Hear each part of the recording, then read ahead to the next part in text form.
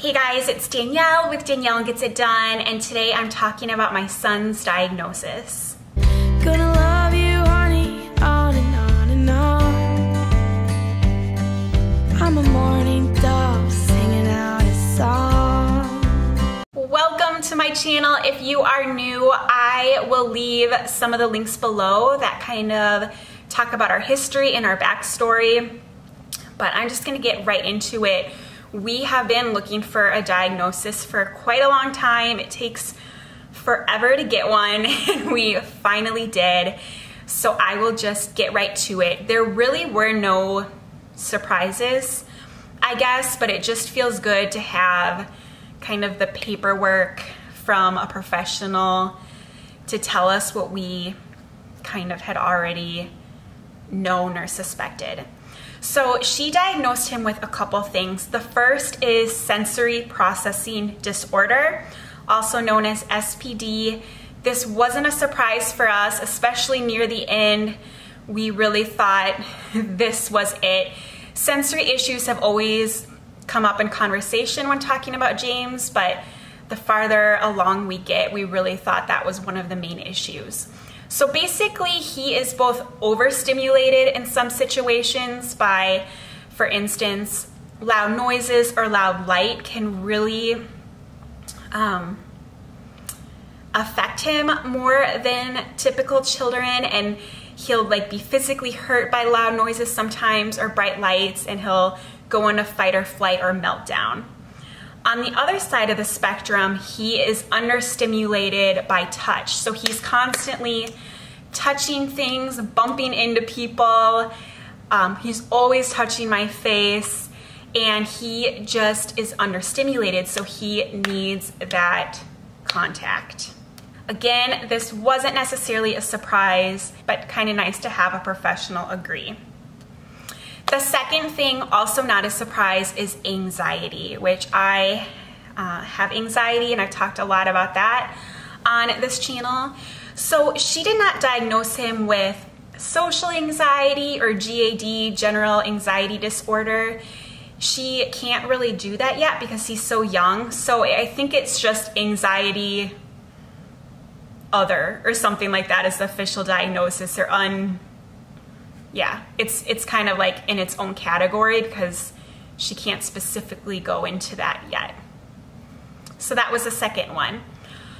The third thing she said is he really has trouble with his impulse control, and that likely something with his frontal lobe in his brain maybe is underdeveloped for his age. He really has trouble with that executive function of planning and thinking about causes and effects. And again, he just really goes into that fight or flight mentality more than other children his age typically will. ADHD is something that I've talked about since I've started talking about my son on YouTube.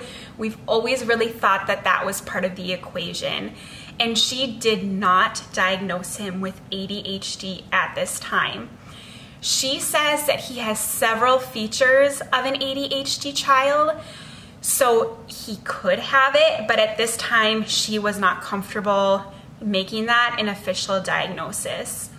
Many of the features that he has to do with that impulse control, and so it could be because of ADHD, but it also could be because of the already diagnosed sensory processing and anxiety. So ADHD is kind of still on the back burner of a maybe, but at this time, with what she saw and with his age, she wasn't comfortable making that a definite diagnosis. However, she did say that we should implement ADHD strategies. So strategies that parents implement if their kids have ADHD are the same things that we should implement. So, which we actually have already been doing. So visual schedules, giving lots of time, choices, independence, kind of things that we have already been doing. I really, when we sat down with the psychologist to get this news, just my husband and me, she started by saying, what are your goals out of this conversation? And this was after she had spent a whole day with James. And I started crying and blurted out, "I want you to label my son." And I could not believe I said that out loud, because that's not like a good thing to say. That kind of feels yucky.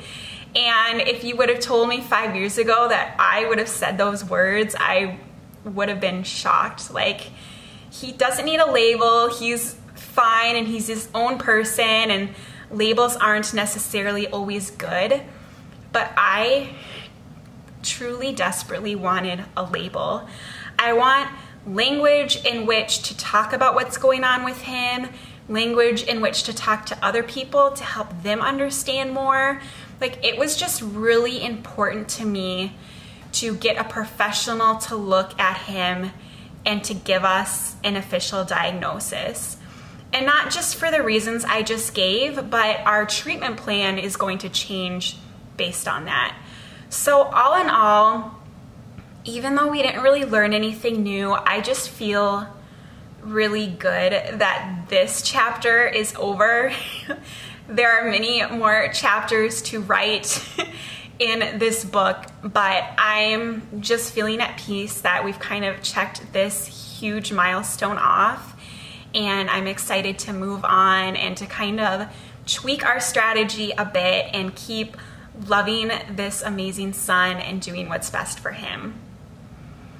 I hope you enjoyed this video. If you can relate at all, I'd love for you to leave a comment below.